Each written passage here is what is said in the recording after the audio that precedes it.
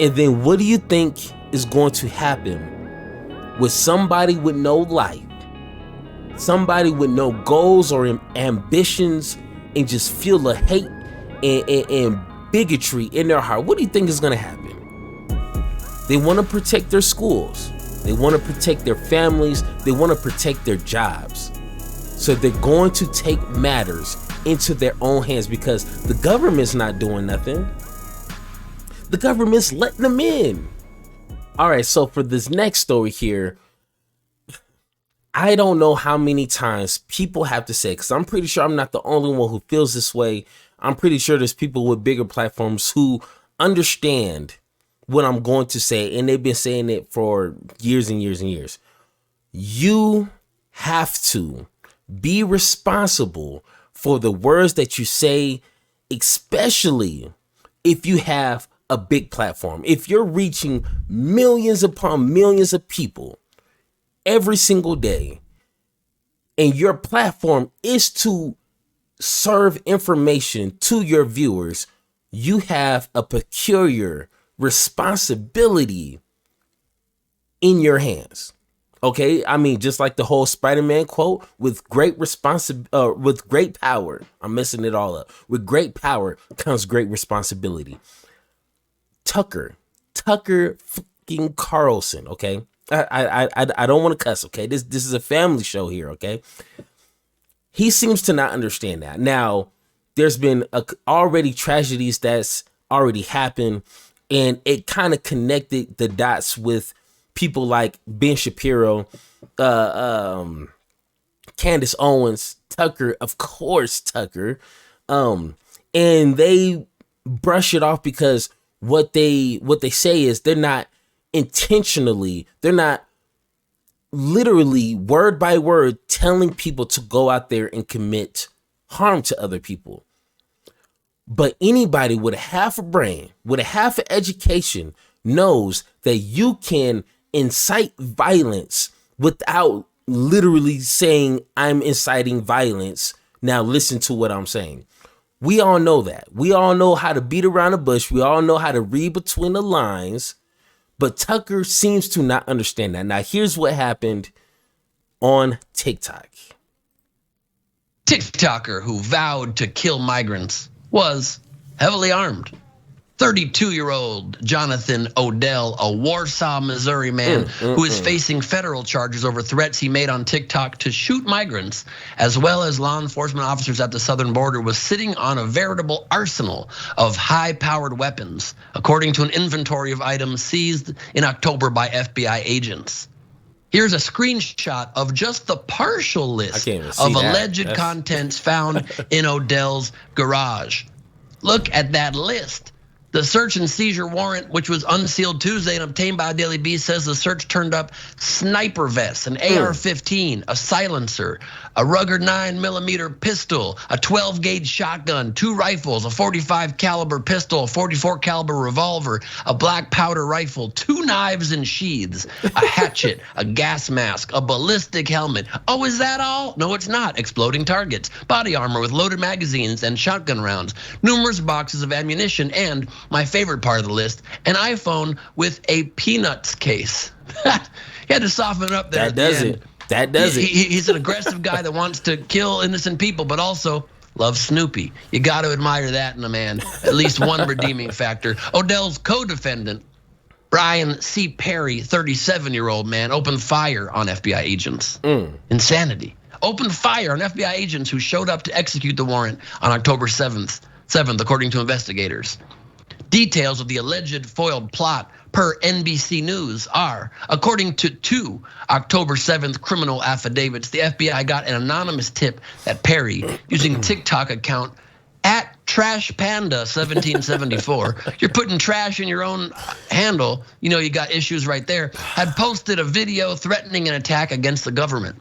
Perry also posted videos in which he tried to recruit 6 like-minded individuals, aka barely a mind at all, barely functioning, no brain necessary, with guns and gear to take part in his plan, according to an affidavit. Around the end of September, Odell posted a video to the TikTok account at Mo Born from the 90s, in which he discussed his plans right, to secure the listen southern to this border part right here. and leave for Texas on October 4th.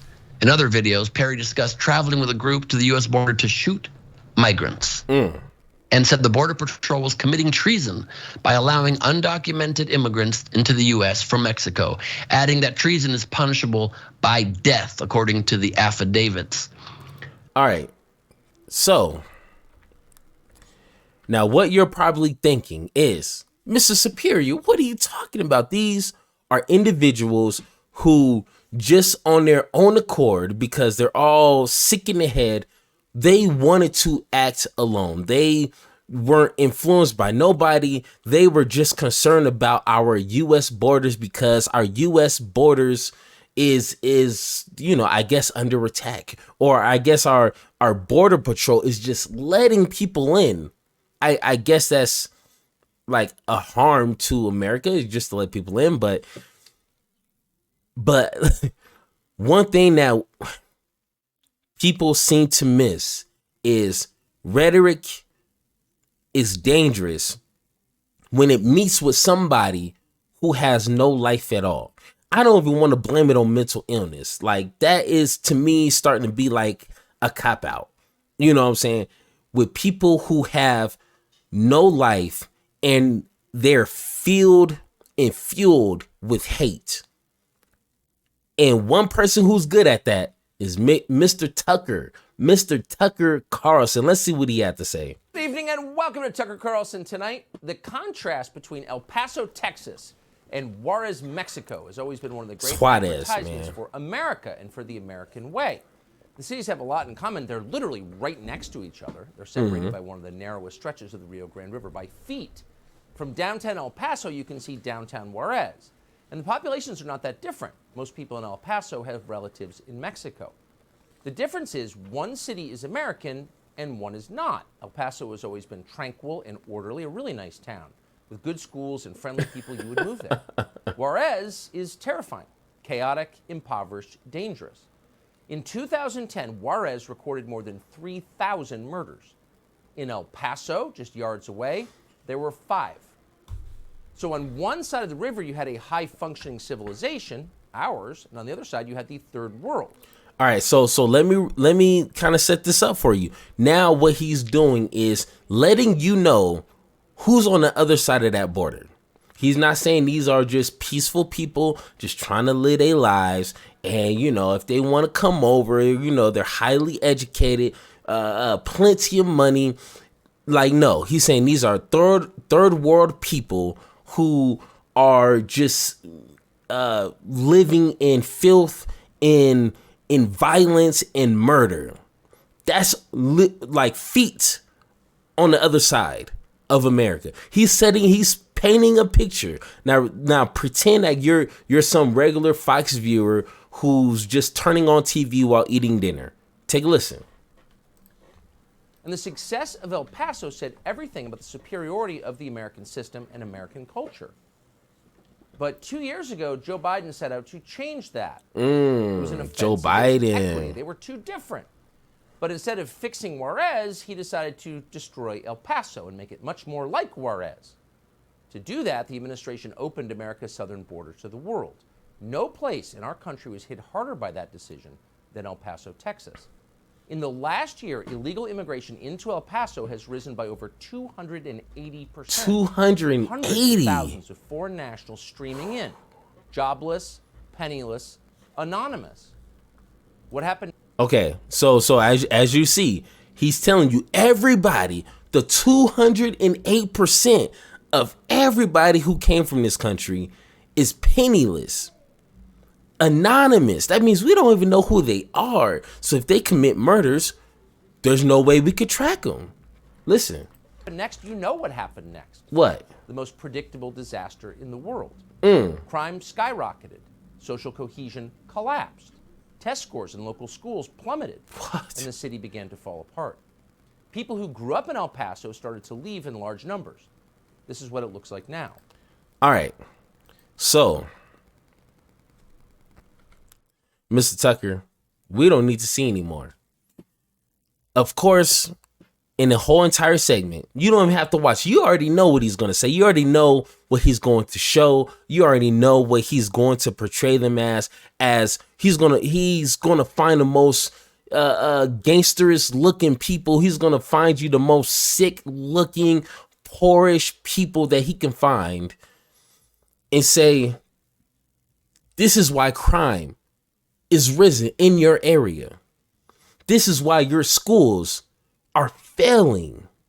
This is why our social network is falling apart. This is the biggest catastrophe in the world. That's what he said. All because these people from Mexico is crossing the border. And you know who? And you know what? They're not illegally coming in. Joe Biden, the Democrats, they're just letting them pour on through. Just open up the gates because he just wants to. Have you noticed that Tucker didn't even try to explain why Joe Biden would do something like that? Like, because he doesn't like El Paso? He doesn't like Texas? So he's just letting immigrants just flood right on through for no reason, right? And then what do you think is going to happen with somebody with no life? Somebody with no goals or ambitions and just feel the hate and bigotry in their heart. What do you think is going to happen? They want to protect their schools. They want to protect their families. They want to protect their jobs. So they're going to take matters into their own hands because the government's not doing nothing. The government's letting them in.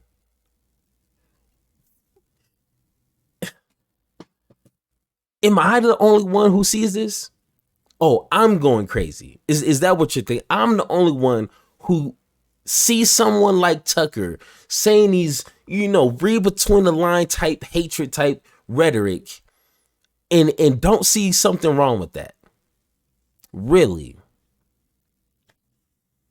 And we all wonder why people are just so against media. It's not even, they're not even trying to hide it at this point. They're just like doing regular segments like this every other day. On YouTube, I see Tucker at least once a week stirring up the pot over nothing. What we could be doing is having conversations like, if Tucker was a responsible, loving human being, he'd be like, hey, Juarez is a hot mess.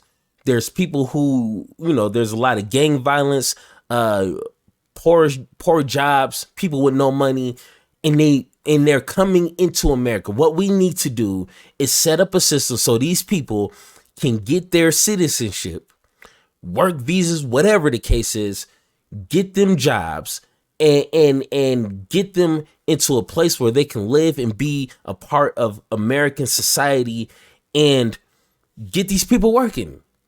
Be responsible. That's not even hard. Because that's why they're coming over. I mean, if you really didn't know that, people don't like to live in a impoverished country or city, whatever the case is. They don't want to live there. So they're going to try to migrate to somewhere where it's opportunity. I mean, the land of opportunity, right?